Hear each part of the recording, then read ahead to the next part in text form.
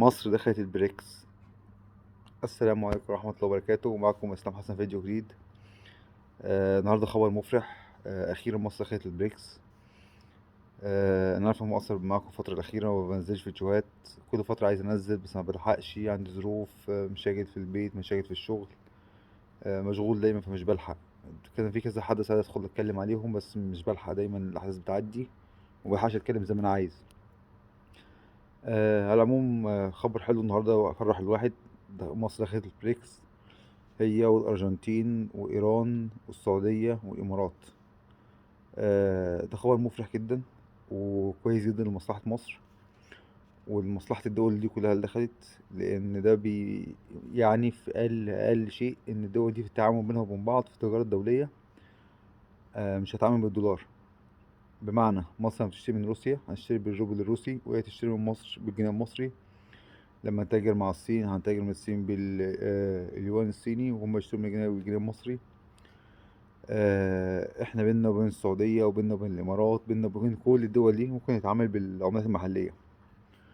هم حاليا بيبحثوا عملة تبقى الكترونية تعمل بين الدول دي وبينها وبين بعضها. مش هتبقى زي اليورو، لان اليورو هي عملة وطنية ودولية ما بين الدول وبينها وبين بعضها. لكن لا، ده هيبقى حاجة تانية مختلفة. كل دولة عندها عملتها الوطنية، لكن لما يجي نتعامل ما بيننا وبين بعض نتعامل بالعملة الموحدة دي. هتبقى عملة شبه عملة رقمية. طبعا ده لمصلحتنا ومصلحة كل الناس اللي حوالينا. تخلص من الهيمنة الأمريكية على الدولار، تخلص من إن أنت أول ما تزعل ماما أمريكا تحط عليك عقوبات. ده لمصلحة روسيا طبعا، هي تخلص من العقوبات الأمريكية. لمصلحة مصر والسعودية والدول الخليج إن بينهم وبين بعض هيتعاملوا بينهم، يخلصوا برضه من التحكم الأمريكي بإن هم أصحاب الدولار. ده معناه إن الدول الأمريكي خلاص تقريبا بيروح. أنت قبل ما كانت 5 دول تدخل كان تقريبا الإنتاج المحلي ل5 دول الأصليين اللي هم الصين، روسيا، الهند، جنوب افريقيا والبرازيل، كان 28% من الناتج المحلي العالمي. الجي 7 7 دول الكبار اللي هي امريكا والستة الاوروبيين اللي معاها كان لوحدهم 30%. انت النهارده بتتكلم بس مصر والسعودية لوحدهم تريليون ونص دولار تقريبا. انت متخيل الرقم؟ تريليون ونص دولار، يعني رقم عملاق. الارجنتين كمان نص تريليون دولار، يعني 2 تريليون دولار. يعني تقريبا الدول دي لوحدها النهارده داخله في اكتر من 40% من الاقتصاد العالمي، مقابل الجي 7 مع بعض 30%. ده معناها شبه انتهاء، طبعا مش يعني ما خلصتش، شبه انتهاء السيطره الامريكيه على العالم. الموضوع هياخد وقت، ما بقولش ان ده هيخلص في يوم وليله. ده اكيد هيساعد على حل ازمه الدولار في مصر. مصر هتبدا تقل في تعاملها بالدولار. طبعا احنا مش هندخل بكره، الدخول هيبدا من 1 يناير 2024. والدول الأزمة في الدولار بتاعت الدولار في مصر هتبدأ تتحسن إن شاء الله، وده حاجة قوية جدا للجنيه. مصلحة إيران طبعا. إيران دولة نفطية كبيرة، لأن هي طبعا كمان العقوبات الأمريكية عليها هتبدأ تخف، لأن هي مش محتاجة تتعامل بالدولار الأمريكي، تتعامل مع مصر وتتعامل مع السعودية وتتعامل مع الإمارات. اللي أقدر أقوله بسرعة عشان مطولش في الفيديو، العالم بيحصل فيه تغيرات كبيرة جدا اقتصادية، والتغيرات الاقتصادية بتؤدي إلى تغيرات سياسية. النهارده بتتكلم في تحالف في الشرق الأوسط يجمع تلات أكبر دول في المنطقة، ومعاهم الدولة الرابعة اللي هي قوية بالنفوذ السياسي. تتكلم مصر، تتكلم السعودية، تتكلم إيران. يعني من غير عنصرية، بس مصر تقريبا سيد الوطن العربي واللغة العربية. السعودية سيد بالمال والاقتصاد. إيران سيد الوطن في المنطقة بالنفوذ والسيد المذهب الشيعي وسيطرته على المنطقة. فانت بتتكلم فتاة، والامارات بنفوذها السياسي الاقتصادي في المنطقه دي كلها في العالم كله. فالاربعه دول مع بعض في تحالف واحد. مع مين؟ مع تاني اكبر اقتصاد في العالم وتالت اكبر اقتصاد في العالم.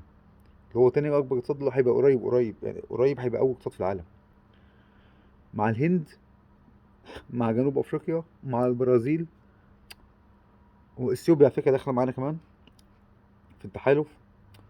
فانت بتتكلم في تحالف اسمه تحالف بريكس بلس، من 1 يناير 2024 هيكتسب قوة وزخم مش طبيعي. الجزائر كانت مقدمة ما دخلتش، مش فاهم ليه. انا عارف المغرب كانت مقدمة بس ما دخلتش عشان عندها مشاكل مع جنوب افريقيا، فاكيد جنوب افريقيا ما سابتهاش. لكن في مشاكل مع ليه الجزائر ما دخلتش مش عارف، مع انها حطت 1.5 مليار دولار في صندوق التنمية التابع للصين ومجموعة البريكس. صندوق التنمية ده حاجة شبه صندوق النقد الدولي بس على أصغر بكتير، لسه بيحبي في بدايته، وشبه صندوق البنك الدولي برضو حاجة لسه في بدايته. رأس ماله حاليا 50 مليار دولار. فده لمصلحتنا اللي هنخشه، مصلحة مصر، بفرحه. ده خبر اقتصادي مهم جدا، ولو لا تعلمون عظيم. وهحاول ممكن ابقى اعمل فيديو تاني فترة جاية قريب اشرح فيه اكتر عنه. بس حبيت اشارك فرحتي ان احنا دخلنا هيئة زي دي، وان ده بيدي دفعة قوية جدا للجنيه. ولو عرفنا بس نصد الضرب اللي على الدولار لغاية أول السنة، إن شاء الله إن شاء الله. يعني معرفش، عندي زبر خفيف، فإن شاء الله الجنيه هيقف على رجله. لأن من 1 يناير أنت مش هتبقى محتاج تستورد القمح من روسيا بالدولار. هتشتري بعملة محلية وتدفع بعملة محلية، وما نفس التعامل معاك. أنت متخيل تشتري بترول من الأسواق العالمية برضو، مش الأسواق العالمية، من إيران ومن السعودية ومن الإمارات بالجنيه وبالعملات المحلية بتاعت الدول دي، أو بالعملة اللي هتبقى وسيطة وبيعملوها. هتقولي طب ليه منوقعش الدولار بسرعة وهيقع؟ هقولك ده ضد مصلحة الصين. الصين أكبر دولة في العالم عندها احتياطي دولاري بأكتر من 3 تريليون دولار. تريليون ده 1000 مليار، بس عندها 3 تريليون دولار، يعني 3000 مليار دولار. فاستحالة تطمح إن هي تخسر عملتها، لأن ده بيسند اليوان الصيني. بس الصين بتعمله حاليا بدأت تقلل جامد جدا الاحتياطي بتاعها من الدولار. ده يدل إن الصين في المستقبل القريب هتخلص منه. ده لمصلحتنا، مصلحة جيراننا حبايبنا، مصلحة السياسة والاقتصاد. أنا دايما بقول السياسة أخت الاقتصاد، والاتنين بيمشوا ورا بعض. مصر في عز أزمتها مع تركيا ما قطعتش علاقات اقتصادية مع تركيا، ونفس الوقت كانت تركيا مع مصر حافظة على علاقات اقتصادية، وبعلاقات اقتصادية رجعت علاقات سياسية دلوقتي. ده لمصلحتنا، وإن شاء الله خير. وأصمد اليمين حافظ على نفسك بس لغاية 1 يناير، وإن شاء الله هتبقى خير. فتحة خير علينا كويسة. بتأسف تاني على إني بقطع فترة طويلة، وأوعدكم إن أنا أحاول أرجع. بس ما بحبش أعمل فيديوهات على الفاضي. لما ألاقي حاجة مهمة ومفيدة صدقوني هرجع. أشوفكم على خير. السلام عليكم.